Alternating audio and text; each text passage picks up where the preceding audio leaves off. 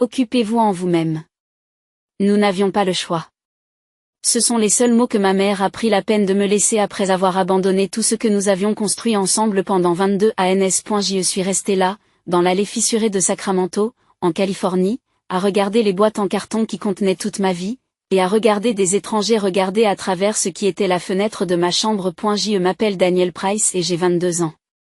Je viens de terminer ma 3e année à l'université Northwestern, où j'étudie la cybersécurité en rêvant de décrocher un poste dans l'une des grandes entreprises technologiques de la Silicon Valley. Les examens de fin d'année avaient été absolument brutaux ce printemps-là, 3 nuits blanches d'affilée, à survivre grâce à des boissons énergisantes et à une détermination sans faille. Mais l'idée de rentrer à la maison, de dormir dans mon propre lit et de voir mes parents m'a permis de surmonter ces dernières semaines. J'avais même acheté un petit cadeau pour ma mère lors de mon escale à Chicago, une tasse en céramique avec l'inscription World's Best Mom, meilleure maman du monde, peinte en lettres jaunes joyeuses. Le trajet en bus de Chicago à Sacramento a été inconfortable, mais j'étais trop excitée pour dormir. Je n'arrêtais pas de m'imaginer franchir la porte d'entrée, sentir l'odeur des fameuses crêpes du week-end de mon père et parler à mes parents de mes perspectives de stage. Le professeur Williams m'avait recommandé pour un poste d'été à Nexora Lab, et j'avais hâte de partager la nouvelle. Lorsque le taxi m'a déposé au 1247 Oakwood Street ce mardi matin, j'ai tout de suite eu l'impression que tout allait mal. La pelouse était complètement morte, des taches brunes parsemant ce qui était autrefois le jardin de fleurs prisé de ma mère. Les rideaux avaient disparu de toutes les fenêtres, donnant à la maison un air creux et abandonné, mais c'est le panneau rouge vendu, planté à l'endroit où se trouvait notre boîte aux lettres qui m'a fait tomber l'estomac à terre. Je me suis approché lentement du porche, mon sac de sport s'alourdissant à chaque pas. C'est alors que je les ai vus. Des cartons empilés négligemment à côté des marches de l'entrée, étiquetés avec du ruban adhésif dans l'écriture de ma mère. La chambre de Danielle. Les livres de Danielle. Les vêtements de Danielle. Des sacs poubelles remplis de ce qui ressemblait à mes vieux manuels scolaires et à mes manteaux d'hiver étaient glissés entre les cartons comme s'il s'agissait d'une réflexion après coup. Un morceau de papier de cahier était collé à la porte d'entrée, flottant légèrement dans la brise du matin. Je l'ai arraché d'une main tremblante et j'ai lu le message qui allait tout changer. Occupez-vous en vous-même. Nous n'avions pas le choix. Maman. Pas d'avertissement. Pas de coup de fil. Pas d'explication. Juste ces mots froids et dédaigneux et toute mon enfance éparpillée dans l'allée comme un déchet indésirable. J'ai cherché mon téléphone et j'ai composé le numéro de ma mère, mes mains tremblant tellement que j'avais du mal à appuyer sur les touches. Le sentiment inquiétant qui s'était installé dans ma poitrine était sur le point d'exploser en quelque chose de bien pire. Ma mère a décroché à la 3e sonnerie, sa voix portant ce ton familier d'irritation qu'elle réservait aux télévendeurs et aux interruptions inattendues. Qu'y a-t-il, Danielle ? Je suis occupée. Qu'est-ce qu'il y a ? Je répète, la voix fêlée. Maman, je suis devant notre maison. Et il y a un panneau vendu dans la cour. Toutes mes affaires sont dans des cartons dans l'allée. Qu'est-ce qui s'est passé ? Oh, ça. Elle soupire lourdement, comme si ma détresse n'était rien d'autre qu'un inconvénient mineur. Nous avons dû vendre rapidement. Le marché était bon et nous avons reçu une offre que nous ne pouvions pas refuser. Nous repartons à 0 en Floride. La Floride ? La Floride ? Quand ? Pourquoi tu ne me l'as pas dit ? Les questions fusent, toutes plus désespérées les unes que les autres. Tu es une adulte maintenant, Danielle. Tu trouveras une solution. Nous ne pouvions pas attendre ton emploi du temps. Ces mots m'ont frappé comme des coups de poing. Ta cousine Patricia nous a trouvé un endroit génial à Tampa. Le climat est meilleur pour l'arthrite de ton père. J'ai pressé ma main libre contre mon front, essayant d'assimiler ce qu'elle me disait. Mais qu'en est-il de ma chambre ? Mes affaires ? Où suis-je censée aller ? Tu as 22 ans. Tu devrais être indépendante maintenant, de toute façon. La plupart des jeunes de ton âge vivent déjà seuls. La cruauté désinvolte de sa voix m'a serré la poitrine. Nous t'avons fait une faveur, vraiment. Maintenant, tu es obligé de grandir. Une faveur ? Je n'arrivais pas à croire ce que j'entendais. Tu as vendu la maison de mon enfance sans me le dire et tu as laissé mes affaires à la rue comme des ordures. En quoi est-ce une faveur ? Ne sois pas si dramatique. Tout est dans des cartons. Rien n'est abîmé. Elle a fait une pause, et j'ai entendu la voix de mon père en arrière-plan, même si je n'ai pas pu distinguer les mots. Écoutez, nous devons partir. Nous avons rendez-vous avec un agent immobilier pour notre nouvel appartement. Tu es intelligente. Tu trouveras quelque chose. La ligne s'est coupée. J'ai fixé l'écran de mon téléphone avec incrédulité, voyant mon reflet dans la surface noire, pâle, choqué. Abandonné. 22 ans de dîner en famille, de fêtes d'anniversaire, de matins de Noël et d'histoires à dormir debout réduit à un « tu trouveras bien ». J'ai essayé d'appeler mon père, mais je suis tombé directement sur sa boîte vocale. Son message d'accueil joyeux, enregistré il y a des années, m'a semblé être une blague cruelle. Vous êtes bien chez James Price. Laissez un message et je vous rappellerai. Mais je savais qu'il ne le ferait pas. Ni l'un ni l'autre ne le ferait. Les voisins commençaient à jeter un coup d'œil à travers leurs fenêtres, se demandant probablement pourquoi un étudiant était assis sur des cartons devant une maison vendue. Madame Henderson, la voisine, s'est même avancée sous son porche, se cachant les yeux avec sa main pour essayer de mieux voir. L'humiliation me brûlait comme de l'acide. J'ai attrapé le carton le plus lourd et l'ai traîné vers le trottoir. Ma vision se brouillant avec des larmes que je refusais de laisser couler. Quels que soient les signes avant-coureurs que j'avais manqués, quels que soient les problèmes financiers qu'ils m'avaient cachés, rien de tout cela n'avait d'importance maintenant. Ils avaient fait leur choix, et ce choix ne m'incluait pas. Les heures suivantes se sont écoulées dans un brouillard d'appels téléphoniques et de plans désespérés. J'ai d'abord appelé ma colocataire Jessica, mais elle passait l'été à Seattle avec son petit ami. J'ai ensuite essayé d'appeler mes amis du groupe d'études, mais la plupart d'entre eux étaient déjà partis en stage ou rentrés chez eux pour retrouver leur famille. L'isolement m'a frappé plus durement que l'abandon. J'étais tellement concentré sur mes études que je n'avais jamais construit de véritable réseau de soutien à Sacramento. Finalement, j'ai joint Maya Patel. Une fille de mon dortoir de première année qui avait abandonné ses études en première année pour créer sa propre entreprise de conception de sites web. Daniel? Oh, mon Dieu, qu'est-ce qui ne va pas? Tu as l'air très mal en point. À travers des larmes que je ne pouvais plus contrôler, j'ai expliqué la situation. Maya m'a écouté sans m'interrompre, en émettant de petits sons de sympathie et d'indignation aux bons endroits. Quand j'ai eu fini, elle est restée silencieuse pendant un long moment. Préparez tout ce que vous pouvez porter et venez, dit-elle enfin. J'ai un canapé et mon colocataire n'est pas en ville pour 2 semaines. Nous réglerons le reste plus tard. Ce simple geste de gentillesse a ouvert une brèche dans ma poitrine. J'avais tenu bon par pur entêtement, mais l'offre de Maya m'a rappelé que tout le monde ne m'abandonnerait pas quand les choses deviendraient difficiles. J'ai passé le reste de l'après-midi à trier ma vie éparpillée, à décider ce que je pouvais emporter et ce que je devais laisser derrière moi. Les albums de photos de l'école primaire, les annuaires que je n'avais jamais regardés, les animaux en peluche qui me semblaient ridicules aujourd'hui. Ils ont tous été placés dans la pile des objets à laisser. J'ai gardé mon ordinateur portable, mes manuels scolaires, suffisamment de vêtements pour 2 semaines et une petite boîte à bijoux en bois que ma grand-mère m'avait donnée avant de mourir. Le plus dur a été de laisser sur le trottoir les meubles de ma chambre d'enfant. Le bureau où je faisais mes devoirs tous les soirs jusqu'au lycée, l'étagère que mon père avait construite quand j'avais 12 ans, le miroir où je m'entraînais à répondre à mes questions d'entretien à l'université. Tout cela a été abandonné comme si cela n'avait jamais eu de sens. Ce soir-là, alors que je chargeais mes affaires dans la voiture de Maya, j'ai pris une décision qui allait définir les 2 prochaines années de ma vie.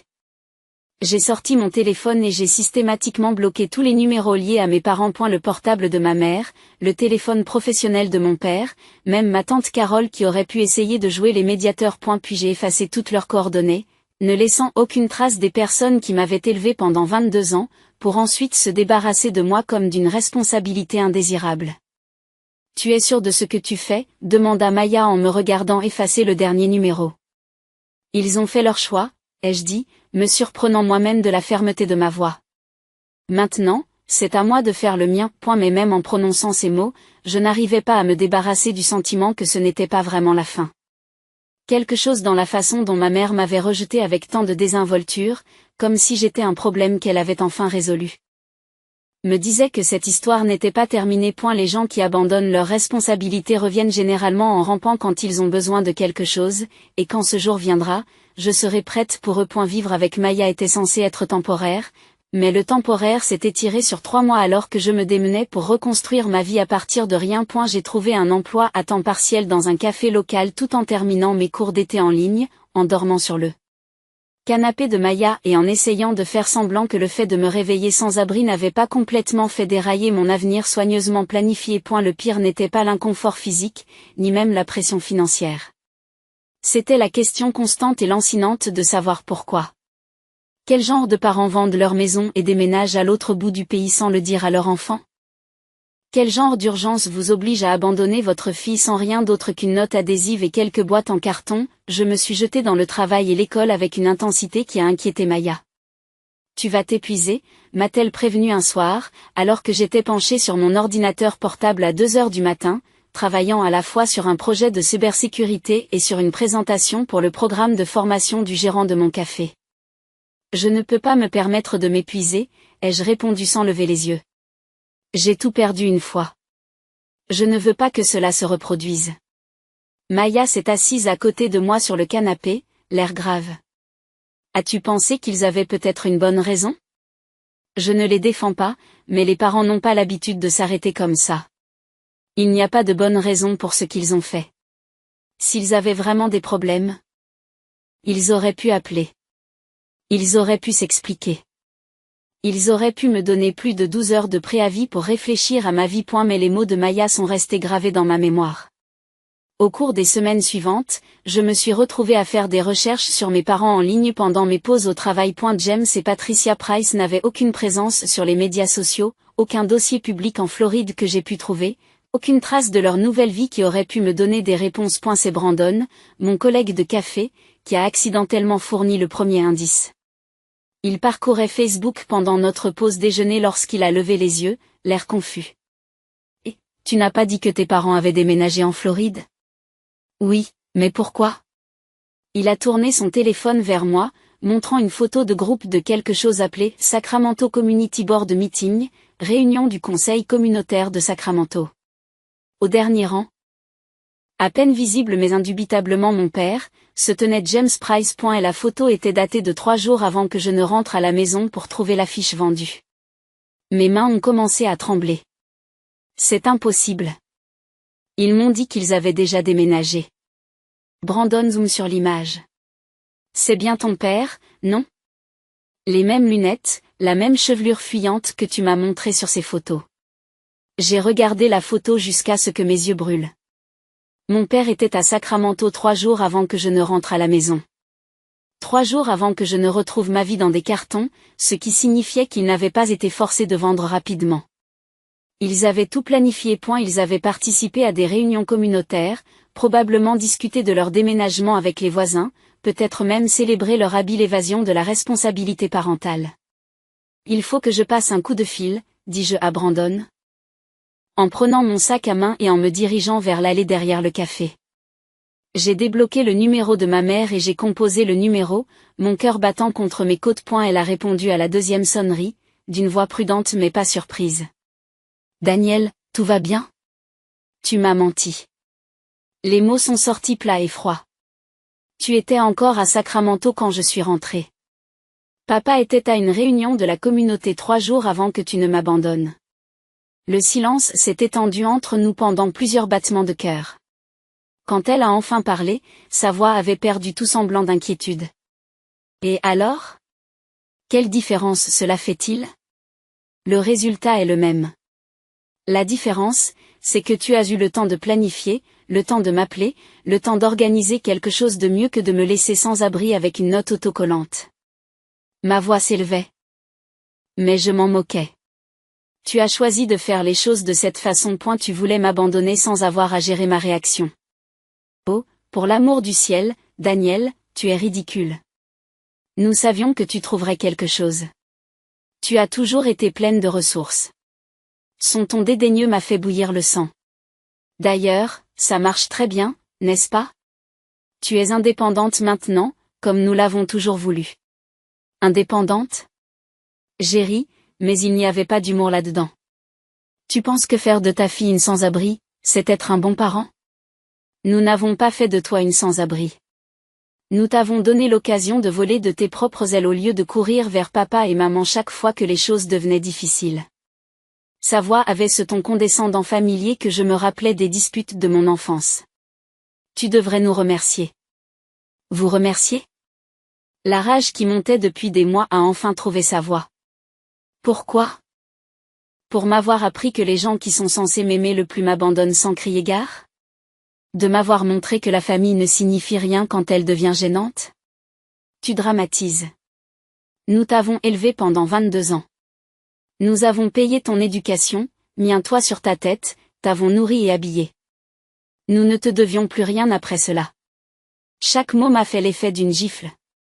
La plupart des jeunes partent à 18 ans. Nous t'avons donné 4 années supplémentaires. Vous ne m'avez rien donné. Vous m'avez tout pris. Je pleurais maintenant, des larmes chaudes de fureur et de douleur coulaient sur mes joues. Je t'aimais. Je te faisais confiance.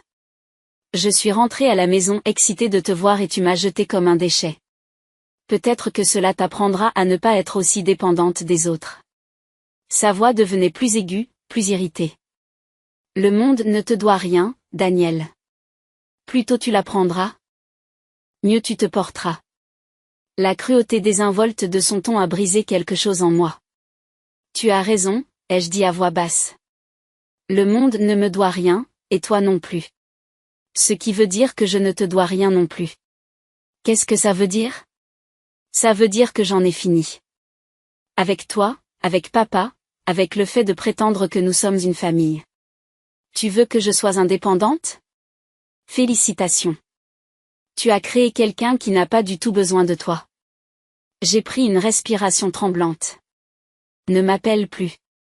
Ne m'envoie plus de textos. N'envoie pas de cartes de Noël, de messages d'anniversaire ou de messages de culpabilité par l'intermédiaire de la famille. Tu voulais que je sorte de ta vie? Tu l'as eu. Là, c'est de l'enfantillage. J'ai raccroché et j'ai immédiatement bloqué le numéro à nouveau. Puis j'ai bloqué le numéro de mon père, le numéro de ma tante Carole et tous ceux qui auraient pu essayer de me faire culpabiliser pour que je me réconcilie. J'ai effacé les messages vocaux que j'avais conservés des temps heureux, supprimé les photos de famille de mes réseaux sociaux et systématiquement effacé toute trace numérique des personnes qui m'avaient élevé. Maya m'a trouvé dans l'allée 20 minutes plus tard, toujours en train de pleurer et tremblant d'adrénaline. Qu'est-ce qui s'est passé? Je t'ai vu sortir en courant comme si le bâtiment était en feu. Je lui ai parlé de la photo, de l'appel téléphonique, de l'aveu informel que mon abandon avait été complètement planifié et calculé. Je l'ai écouté avec une indignation croissante, ses yeux sombres s'illuminant de colère en mon nom. Ce sont des sociopathes, a-t-elle déclaré sans ambages. Des parents normaux ne font pas ça. Les parents normaux ne prévoient pas d'abandonner leurs enfants et de faire comme si c'était une faveur. Je me disais que j'avais dû faire quelque chose de mal. Avoir été une mauvaise fille d'une manière ou d'une autre. Les mots étaient comme du verre dans ma gorge. Mais je n'arrive pas à penser à quoi que ce soit. J'avais de bonnes notes, j'évitais les ennuis, je les appelais chaque semaine de l'école. Je les aimais.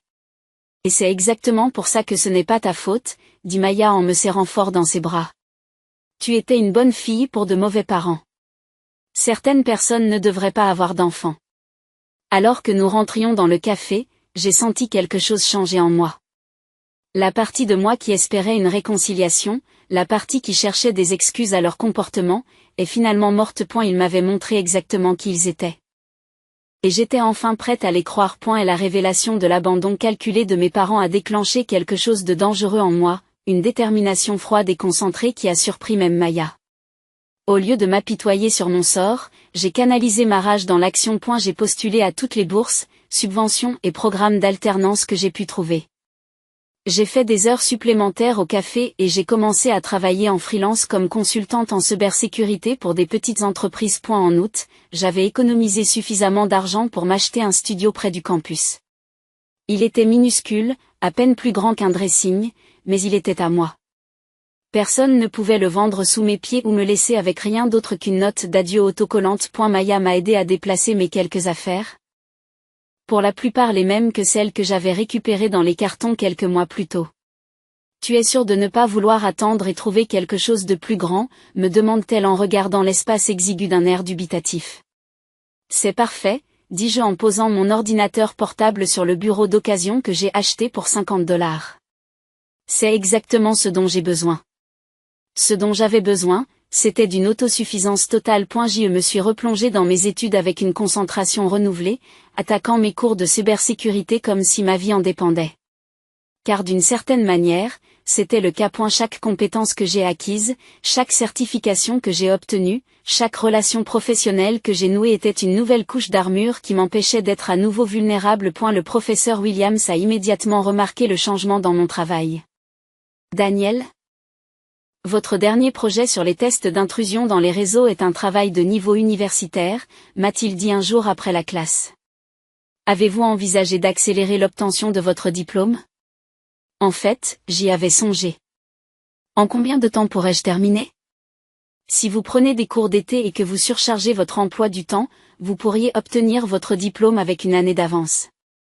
La charge de travail sera intense, mais au vu de tes récents résultats, je pense que tu pourras y arriver, a-t-il dit en haussant les épaules. Ce soir-là, j'ai élaboré un plan académique agressif qui me permettrait d'obtenir mon diplôme en décembre au lieu du printemps suivant. Cela signifiait que je devais suivre 6 cours par semestre au lieu de 4, faire des stages pendant toutes les vacances et pratiquement éliminer toute vie sociale que j'aurais pu construire. Mais cela signifiait aussi entrer sur le marché du travail avec un an d'avance sur mes pairs, avec un an de moins de dettes et un an de plus de distance avec les gens qui m'avaient abandonné. Le plan fonctionnait parfaitement jusqu'en novembre, quand tout a changé à nouveau. J'étais au milieu d'un devoir de cryptographie particulièrement difficile lorsque mon téléphone a vibré avec une notification que je n'avais pas vue depuis des mois, une demande de message sur les médias sociaux de la part d'une personne nommée Patricia Price.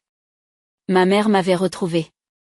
Daniel, chéri, je sais que tu es en colère, mais il faut qu'on parle. Appelle-moi, s'il te plaît. Nous avons des problèmes et nous avons besoin de ton aide. Tu es la seule à pouvoir nous aider maintenant. J'ai regardé le message pendant un long moment, le cœur battant la chamade. Une partie de moi voulait l'effacer immédiatement, pour maintenir le mur que j'avais construit autour de moi. Mais une autre partie était curieuse de savoir quel genre de problème pouvait pousser ma mère à me contacter après des mois de silence radio. J'ai fait une capture d'écran du message et l'ai envoyé à Maya avec un simple point d'interrogation. Elle m'a répondu immédiatement. Oh, diable, non. N'y pense même pas, mais j'y ai pensé. Pas parce que je voulais les aider. Ce projet avait été abandonné il y a longtemps. J'y pensais parce que pour la première fois depuis qu'ils m'avaient abandonné, je détenais tout le pouvoir. Ils avaient besoin de quelque chose de moi, quelque chose qu'ils ne pouvaient obtenir nulle part ailleurs. Et après des mois passés à être celle qui a été laissée pour compte, écartée et rejetée. L'idée d'avoir besoin de moi me paraissait enivrante. J'ai ouvert mon ordinateur portable et j'ai commencé à faire des recherches sur le genre de problèmes que 2 retraités d'âge moyen pouvaient rencontrer en Floride. Quoi qu'il en soit, je sentais que j'étais sur le point de découvrir que l'abandon cruel de mes parents avait été motivé par plus qu'un simple désir d'indépendance. Je n'ai pas répondu immédiatement au message de ma mère. Au lieu de cela, j'ai passé 3 jours à faire des recherches sur James et Patricia Price à Tampa, en Floride, en utilisant tous les outils et techniques de cybersécurité que j'avais appris. Ce que j'ai trouvé était encore pire que ce que j'avais imaginé. Les archives publiques ont montré qu'ils avaient acheté un appartement de luxe dans une communauté fermée pour $800,000. Soit près de 3 fois le prix auquel ils avaient vendu notre maison de Sacramento. Ils ont également acheté une nouvelle Mercedes et effectué plusieurs croisières coûteuses, d'après les messages publiés sur les réseaux sociaux par ma cousine Patricia. Mais ce qui est le plus intéressant, ce sont les événements récents. Il y a 3 mois, mon père avait été arrêté pour fraude à l'investissement. Il avait apparemment monté une chaîne de Ponzi ciblant les retraités de leur communauté, en promettant des rendements impossibles sur des investissements en crypto-monnaie. La combine s'est effondrée lorsque trop d'investisseurs ont essayé de retirer leur argent en même temps. Le message désespéré de ma mère a soudain pris tout son sens. Ils n'étaient pas en difficulté. Ils faisaient face à des accusations fédérales. Ils avaient besoin de leur fille, l'experte en cybersécurité, pour les aider à cacher l'argent volé, à manipuler des preuves ou à faire n'importe quelle chose illégale qu'ils pensaient que je serais prête à faire pour la famille. Après avoir découvert leur crime, j'ai senti une satisfaction froide s'installer en moi. Ils m'avaient abandonné pour courir après l'argent facile dans un style de vie luxueux, et maintenant que tout s'était effondré, ils attendaient de moi que je les sauve. L'audace était à couper le souffle. J'ai préparé ma réponse avec soin. Je suis désolé d'apprendre que vous rencontrez des difficultés. Malheureusement, je suis très occupé par mes études et mon travail. Je suis sûr que vous trouverez une solution. Tu as toujours dit que je devais être plus indépendante. Il est peut-être temps pour toi de suivre ton propre conseil. J'ai appuyé sur envoyer et je l'ai immédiatement bloqué sur cette plateforme également. En quelques heures, j'ai reçu des demandes d'amis de la part de mon père, de ma tante Carole et de 2 personnes que je n'ai pas reconnues et qui étaient probablement des amis de la famille recrutés pour me joindre. Je les ai toutes bloquées sans ouvrir leurs messages. Et la semaine suivante, les tentatives de contact se sont multipliées, des numéros de téléphone inconnus ont appelé mon travail, des courriels ont été envoyés sur le compte de mon université, et même une lettre certifiée a été expédiée depuis mon ancienne adresse. J'ai tout ignoré, me concentrant sur mes projets finaux et mes demandes d'emploi. Maya a observé mon rejet systématique de leurs appels avec un peu d'admiration. Tu ne vas vraiment pas les aider du tout? Les aider à quoi? À cacher de l'argent volé? Faire obstruction à la justice? J'ai haussé les épaules. Ils m'ont appris que la famille ne se doit rien. Je ne fais que suivre leurs leçons. Le point de rupture s'est produit en décembre, quelques semaines avant mon diplôme anticipé. Je traversais le campus après mon dernier examen final lorsqu'une femme s'est approchée de moi près de la bibliothèque. Elle était d'âge moyen, habillée de manière professionnelle et se comportait avec l'assurance de quelqu'un qui a l'habitude d'obtenir des réponses. Daniel Price, je suis l'agent Sandra Martinez du FBI. J'aimerais vous parler de vos parents. Mon sang s'est glacé, mais j'ai forcé ma voix à rester stable. Je n'ai pas de parents. L'agent Martinez a haussé un sourcil. Je comprends que vous vous êtes éloignés l'un de l'autre, mais j'ai des documents qui montrent que James et Patricia Price vous ont déclaré comme personne à charge sur leur déclaration d'impôt jusqu'à l'année dernière. Ils vous ont également inscrit comme contact d'urgence sur plusieurs documents financiers. C'est une nouvelle pour moi, ai-je dit honnêtement. Je ne leur ai pas parlé depuis l'été dernier. Pourtant, ils ont dit aux enquêteurs que leur fille les aidait à gérer leurs finances à distance. Ils affirment que vous avez accès à plusieurs comptes offshore qu'ils utilisent pour dissimuler des actifs. L'agent Martinez a étudié mon visage avec attention. Ils ont fourni vos coordonnées et vos dossiers universitaires comme preuve de vos capacités techniques. La rage qui m'a envahi était si intense que j'ai vu des taches rouges à la périphérie de ma vision. Ils ne m'avaient pas seulement abandonné. Ils essayaient maintenant de me faire porter le chapeau pour leurs crimes. Même après avoir coupé tout contact, ils trouvaient encore le moyen de détruire ma vie. J'ai besoin de voir les papiers d'identité, ai-je dit en sortant mon téléphone. Et ensuite, je dois appeler mon avocat. L'agent Martinez a eu l'air surpris. Vous avez un avocat? Je l'aurai dans environ 5 minutes. Je faisais déjà défiler mes contacts pour trouver le numéro de l'aide juridictionnelle que l'université m'avait fourni. Parce que si mes parents prétendent que je les ai aidés à commettre des crimes fédéraux, j'ai besoin d'une représentation juridique immédiatement. L'enquête du FBI qui a suivi a été le mois le plus terrifiant de ma vie, mais aussi le plus vindicatif. Chaque document que j'ai fourni, chaque alibi que j'ai établi, chaque élément de preuve qui a prouvé mon innocence, a également prouvé la culpabilité de mes parents de manière plus concluante. Lorsqu'ils ont finalement été condamnés à 15 ans de prison fédérale, je n'ai ressenti que du soulagement à l'idée de ne plus jamais avoir à les revoir, alors que je traversais l'estrade de la remise des diplômes avec 6 mois d'avance. Diplôme en main et offre d'emploi de Naxora Lab en poche. Je me suis rendu compte que leur abandon avait été la meilleure chose qui me soit arrivée. Ils m'avaient forcé à devenir quelqu'un qui ne pourrait plus jamais être abandonné. Where are you, Flop? Oh god, my Floppy Frank is gone. WZ orbs freezing is the only evidence we got so far. Floppy's gone. Wait a minute, where did Floppy go? Excuse me? B, where the hell do you think you are?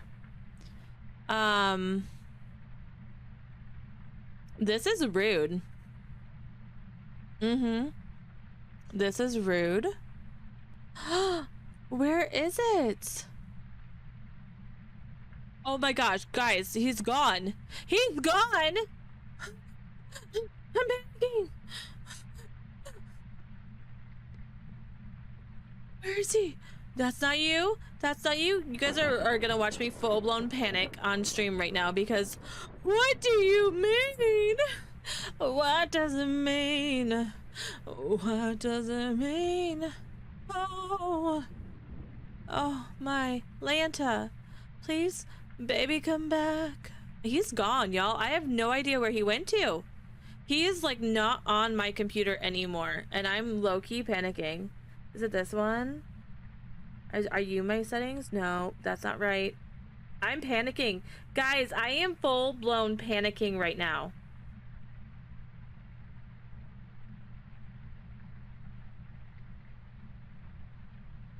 I am freaking out. Where did he go? I paid for him and he's gone. Okay, so I can't do that. I how do I turn myself into? Just give me 1 second, please. Okay, hold on, because I'm like, I'm just trying to figure this thing out. I am like low-key panicking right now. He's just hiding. He's feeling shy. He shrunk. He shrunk a little bit. It was cold. He was nervous and cold. It's okay. I'll find him. Excuse me. Come here. Okay. Where are you, my baby? Download. Hold on. I'm like literally fixing this right now because I can't.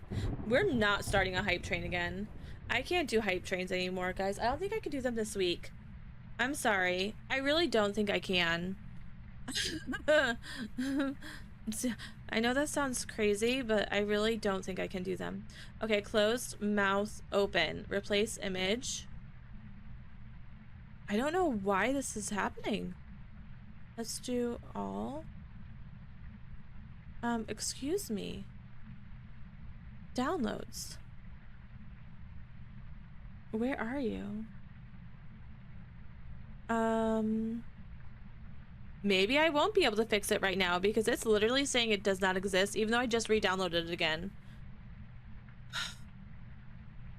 Mike, I can't take this heartbreak right now with this computer. Between the microphone, the camera, I can't. I'm just gonna go get meds. Go get your meds. Go take your meds.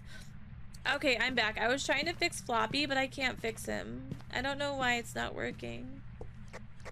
I don't know. So I'm just gonna go pass away. I hear hissing. I hear hissing. Lots of hissing. I'll hiss all over you. Okay, I need to stop. I need to stop being naughty. Oh, my Lanta. What has everyone been up to lately? I feel like I really miss having our community days on Sunday. You know, I really miss it. CC on one today. I am. On my brain, I don't remember how to stream anymore. I very much cannot look at viewership or anything like that anymore because it makes me really sad. Especially when I was working so hard towards it. I can't. And, yeah. Oh, I forgot about Kick. Shit. Taki mushrooms. Is anyone over on Kick? I don't think so. Nobody likes me over there.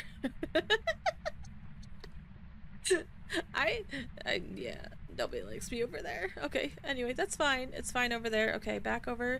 Heidi Patati, thank you for collecting third. I appreciate you, love. I just got a new PC. Oh, that's right. I saw you said your PC like literally blew up. What happened? I just got a new PC set up and I'm trying to learn how to set up stream, but otherwise working on prepping to move. Oh. Yay, do share chat. Blue is so cute. Blue is adorable. She's great. Okay, when I was messing around and finding out, what did we learn? Excuse me, that was rude. You walked in my assault titties. I think it's a shade. Because I'm not getting orbs, no UV, no dots, no spirit box. Not Noni. It blew out the candle when I was not in the room. Corey, how are you, beautiful? Oh my gosh, guys, It's if you're like not silent. following Corey, what are you doing? Corey is such a cute bean. Go give Corey a follow, please. I saw Corey was playing with Duo earlier. I'm rolling Shade right now. Shade? If this is an Oni, this is the shyest Oni of all time. Did we do grab the the... bunnies. Yeah, hold on. I got I know I heard bunnies somewhere. How was your games? Sure was always a hoot. Oh my gosh, I know I haven't played with Duo in forever and I need to. I miss both of your guys' faces. You guys are so freaking adorable. Now the main problem area is up here. All of this going on up here is what's causing me the most physical discomfort. So for those of you who do not know, I am currently streaming over on the Green app as well. And because I'm over on the Green app, I have my multi-chat up on OBS. I cannot see when you guys redeem those things. So it is... in the living room. Wait, what just happened? There's a mannequin in the living room. Ew. I can't see those things. Can you run away? Watch out. So whenever you guys are redeeming them right now, while the shared chat is up, I can't see it at all. I got 5 on Willow last I literally cannot see any of those things. So you guys get me completely, like, right away. Like, you guys are getting me. Are you? I am live on Kick right now with all of my 8 followers. I'm really trying. Thank you for the follow, Tasha. I'm trying to grow over there because it pays more. Shh. Shh. Twitch is gonna get mad at me again, but it pays more. It does. It really does. I'm just saying, okay? I think that's it for bunnies. I think so too. I'm not seeing anymore. I'm not hearing anymore. Hey, beautiful, come here often. You like to look out the window in your naked suit?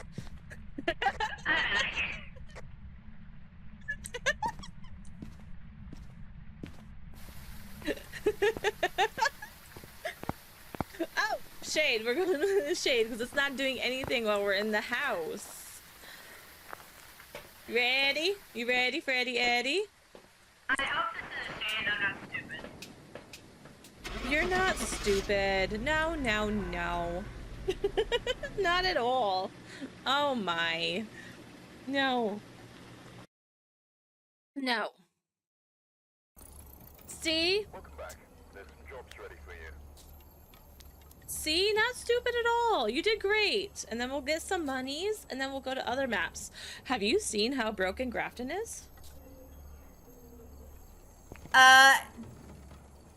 Guess how much I just got for the weekly? 1,700 like I did? 2,200. Wait, what? I had a weekly. How did that happen? I got a though? weekly. I got a weekly. I got a daily. I got Easter points. I got media. I don't know. That's awesome. Let's do it again. Dude, let's go. Let's do it again. Let's do it again. Okay. You know, I did warn you when you asked about collabing. I did say I've been pretty unhinged lately. Are you okay with that? Just saying. Just saying. I gave out warnings. My computer just stopped working and corrupted, but to be fair, it was a really, really old laptop. Oh, that happened. Yeah.